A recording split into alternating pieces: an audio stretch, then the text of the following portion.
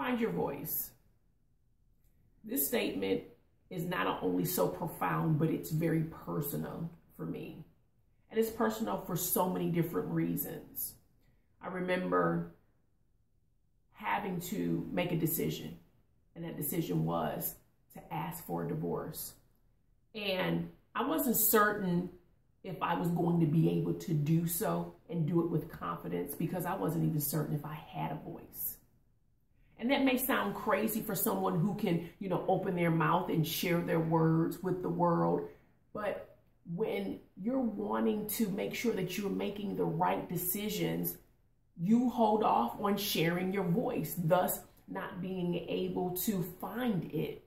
I remember thinking that after I asked for the divorce and going through the process and then coming out on the other side, I remember having a conversation with my mother and my sisters, and then learning more about my mother's own divorce from my father.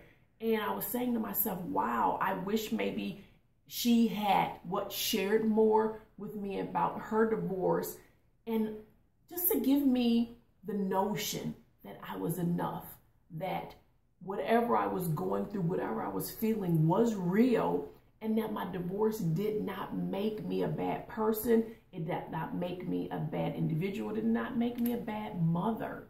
So the reason why finding your voice is important, because again, it goes back to the idea that I've always said, and I will continue to say, we as women suffer in silence. We wear the mask, and we would rather be quiet than to share our voice in that process. I remember one of my favorite lines in The Color Purple, when Sophia was released, from the jail, so to speak, and it was the Thanksgiving dinner or the Christmas dinner. I think it was Easter, as a matter of fact.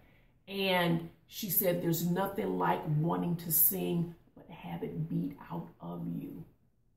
So as opposed to having my words beat out of me, I said I would just fall back and not share. So find your voice so you can share it, so you can be the example, so people can live through you and for you, and then you will be able to be somebody else's light.